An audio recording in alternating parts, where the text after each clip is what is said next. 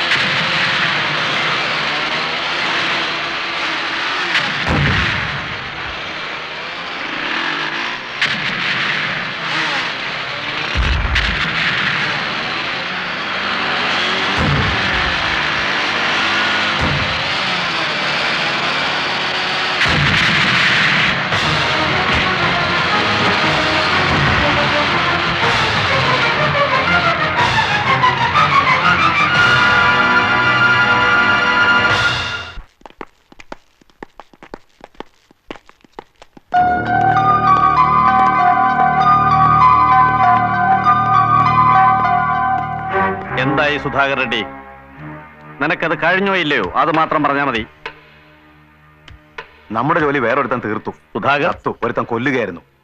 സുധാകരന്റെ തന്തയും ഗാങ് അവനെ തട്ടിയനെ. പക്ഷെ അതിനുമുമ്പ് രക്ഷിക്കാൻ കഴിഞ്ഞു. ആ തന്തയ്ക്ക് പറഞ്ഞവനെ എനിക്കൊന്ന് കാണണം. എവിടെ ഉണ്ടവൻ? വരണം.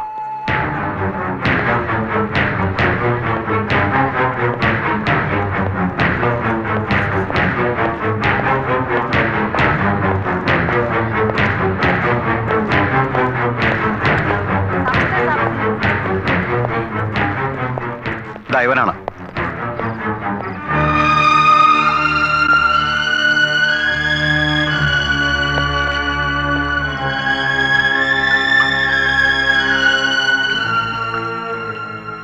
പട്ടേൽ, നീ ആരാണെന്ന് എനിക്കറിയില്ല, അറിയണമെന്നുമില്ല.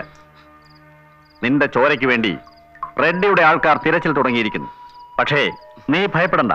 കാരണം നീ ഇപ്പോൾ പട്ടേലിന്റെ കൂടെയാണ്. ഇവിടെ നീ എന്നും സുരക്ഷിതനായിരിക്കും. അപ്പോ ആഞ്ചി ഇവന് പറഞ്ഞു മനസ്സിലാക്കി കൊടുക്ക.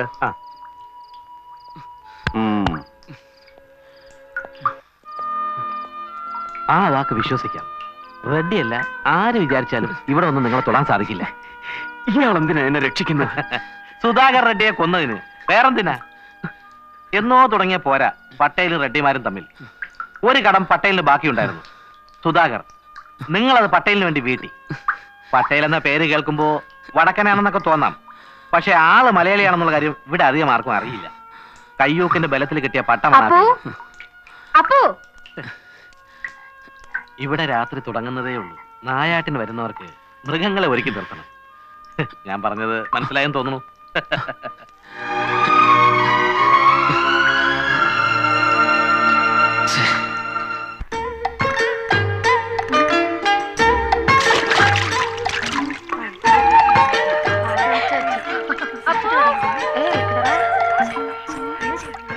അപ്പോ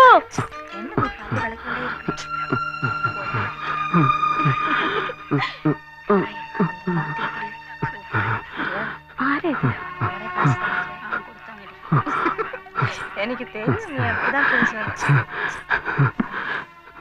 അപ്പോ ഇത് എവിടെ പോയി കിടക്കുന്നു? എന്താ? ആരാപ്പോ ഇത്? അയ്യോ, താഴെ വീണോ? നല്ല പനിയുണ്ടല്ലോ. ഇതാരാന്ന് ചോദിച്ചത് കേട്ടില്ലേ? വിശ്വനാഥൻ. സുധാകർ റെഡ്ഡിയെ തട്ടേച്ചു വന്നതാ, ചില്ലറക്കാരനല്ല. ഓഹോ, പട്ടേലിന്റെ പുതിയ ഗുണ്ട. അങ്ങനെയൊന്നും പറയരുത്. സ്വന്തം എന്ന് പറയാൻ ആകെ ഉണ്ടായിരുന്ന പെങ്ങളെയാ സുധാകർ നശിപ്പിച്ചു കൊന്നത്. അതിനാ അവനെ തീർത്തത്, അല്ലാതെ ഗുണ്ടയൊന്നും അല്ല. അയാൾക്ക് തീരെ വയ്യ കേട്ടോ. മുറിവിന്ന് രക്തം ഒരുപാട് പോയിട്ടുണ്ട്. ആദ്യം ഇയാൾ എവിടെയെങ്കിലും മാറ്റിക്കിടത്ത്, ഇല്ലെങ്കിൽ ചാവുന്നത് കാണേണ്ടി വരും. എന്താ മിഴിച്ചു നിൽക്കുന്നത്? അല്ല, മാറ്റി കിടത്താന്ന് വെച്ചാ ഇവിടെ ഇപ്പൊ എവിടെയാ? ഷോ, തൽക്കാലം എന്റെ മുറി കിടത്ത്. ആ, എന്നാ താങ്ക്.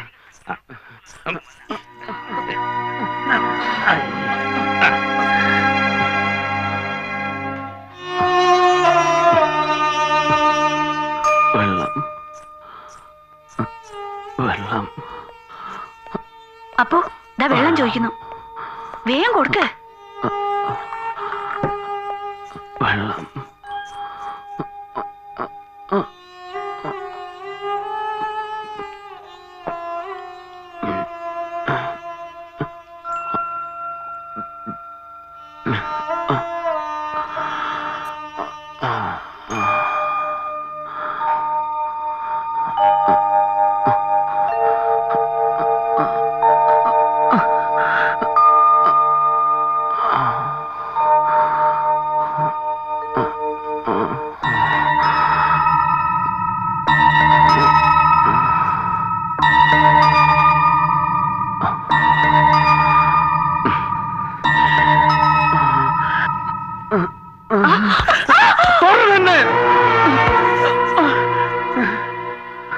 എഴുന്നേൽക്കണ്ട, കിടന്നോളൂ. ഇല്ല, ഞാൻ പോവാ. പോവാനോ? എവിടേക്ക്? പുറത്ത് റെഡ്ഡിയുടെ ആൾക്കാർ കാത്തിരിപ്പുണ്ടാവും. അവരുടെ പിച്ചാത്തി പിടിയിലേക്കായിരിക്കും ചെന്ന് കയറുന്നത്.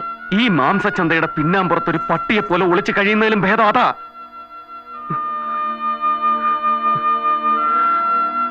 അല്ലെങ്കിൽ തന്നെ എത്ര നാൾ അവൻ ചത്തുന്നുറപ്പാ. എന്റെ അനിയത്തിയെ പെച്ചി ചീന്തി മരണത്തിലേക്ക് എറിയുമ്പോ എത്താത്ത നിയമം എന്നെ തേടി വരാതിരിക്കില്ല. ശരിയാവാം, പക്ഷേ അറിഞ്ഞുകൊണ്ട് ആപത്തിൽ ചെന്ന് ചാടണോ? പോലീസിന്റെ മുന്നിൽ നിന്ന് രക്ഷപ്പെടാൻ ഒരു വഴി പട്ടേലിൽ നിന്ന് നിഷ്പ്രയാസം സാധിക്കും. എന്നിട്ട് ജീവിച്ചിരുന്നിട്ട് എന്തിനാ? ആർക്കു വേണ്ടി? എല്ലാം തീർന്നില്ലേ? ചങ്കിൽ കത്തിയിറങ്ങുന്ന വേദനയുമായി ഞാൻ എന്തിന് ബാക്കി നിൽക്കണം? ദൈവം ആയുസറ തന്നത് എന്തെങ്കിലും കണ്ടോണ്ടാവും. കുറച്ചുകൂടി കാത്തിരിക്കൂ.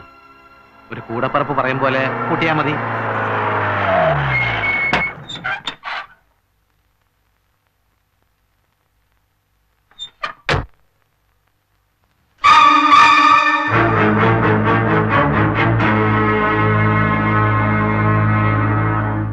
CI റാവു പട്ടേലിന്റെ സ്വന്തം ആളാ. നിങ്ങളെ പോലീസിന് കൊടുക്കാതിരിക്കാൻ വേണ്ടി പട്ടേൽ എന്തൊക്കെയോ ചെയ്തുകൊണ്ടിരിക്കുക. അതാ റാവു ഈ നേരത്തെ ഇങ്ങോട്ട് വന്നത്. അതിനിടയ്ക്ക് നിങ്ങൾ ഇറങ്ങി പോകാൻ തുടങ്ങിയാൽ അത് പട്ടേലിനും കൂടി കുഴപ്പം ചെയ്യും. അല്ലെങ്കിൽ തന്നെ ഈ മുറിവും വെച്ച് എഴുന്നേറ്റ് നിൽക്കാൻ പോലും വയ്യാത്ത ആള് എവിടെ പോവാനാ? അവിടെ കിടക്കാൻ പറ. ഉണ്ടായിടി, നിന്റെ ഉപദേശം ഇവിടെ ആരും ചോദിച്ചില്ല. അയ്യോ, ഉപദേശം കൊടുക്കലല്ല, ഉപകാരം ചെയ്യലാണ് എന്റെ തൊഴിൽ. ഞങ്ങളെപ്പോലുള്ള വാസവദത്തമാർ ചെയ്യുന്ന സേവനം എത്ര വലുതാന്നറിയില്ലേ? സത്യത്തിൽ ഞങ്ങളോട് അല്പം ബഹുമാനത്തിൽ പെരുമാറണം. ഏയ്, ഇങ്ങനെ പല്ലളിക്കുന്നത് തെറ്റാട്ടോ.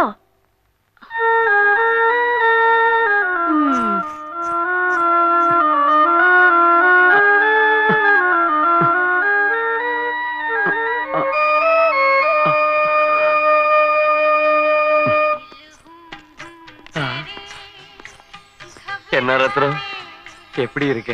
சௌக்கியமா? வணக்கம். என்ன ராவ், ஒரு அர்ஜென்ட் மாற்றத்துக்காக கூப்பிட்டா எவ்வளவு லேட்டா?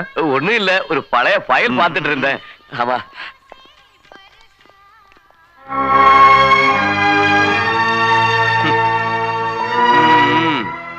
போலீஸ் கிட்ட மாற்றுறதுக்கு முன்னால ரெட்டி உன்னை பிடிக்கிறதுக்காக அரைஞ்சுக்கிட்டு இருந்தா.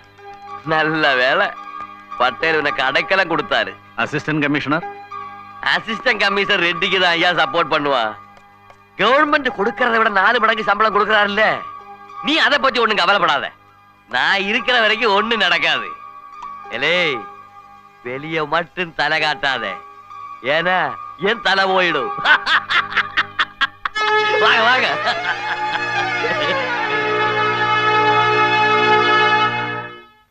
ഇയാളുടെ പിൻബലത്തിലാ പട്ടേലിന്റെ എല്ലാ കളികളും. പകരം ഇവിടെ പുതിയതായി വരുന്ന പെൺകുട്ടികളെ ആദ്യം റാവുവിന് കാഴ്ചവെക്കണം. ഈ തെണ്ടിക്കൊക്കെ അത് മതി. എച്ചിൽ കൂനയിലെ പട്ടിയുടെ ആർത്തി അയ്യാക്ക് പെണ്ണുങ്ങളെ കാണുമ്പോ. ഇത് ശകല ഉള്ളിലെത്തിയാൽ വേദനയ്ക്ക് ആശ്വാസം ഉണ്ടാവും. ഒഴിക്കട്ടെ? ഞാൻ വേദനയൊന്നും അറിയുന്നില്ല. ഒരു മരവിപ്പ മനസ്സിനും ദേഹത്തിനും. ശ്വാസം നിലയ്ക്കുന്നത് വരെ അതങ്ങനെ തന്നെ നിൽക്കും. അപ്പോ ദാ അങ്ങേർക്ക് കൊടുക്ക്. വേശ്യപ്പെണ്ണ് പാചകം ചെയ്ത അല്ലെന്ന് പറ. ഇനി അതുകൊണ്ട് കഴിക്കാതിരിക്കണ്ട. താഴത്തെ കേശോട്ടിന്റെ കടയിൽ നിന്ന് വരുത്തിയതാ. പാവം, സ്നേഹവും മനുഷ്യത്തുള്ളൊരു പെണ്ണ.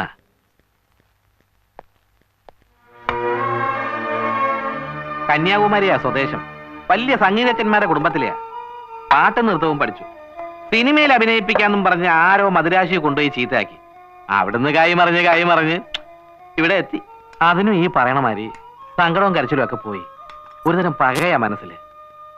സ്വന്തം ജീവിതം ഇങ്ങനെ ഉരുകിത്തിരുന്നത് കണ്ട് മാറി എന്ന് ചിരിക്കുക. പേരിനെങ്കിലും എന്തെങ്കിലും ഇത്തിരി കഴിച്ചില്ലെങ്കിൽ അതിന് വിഷമാവും. കഴിക്കും.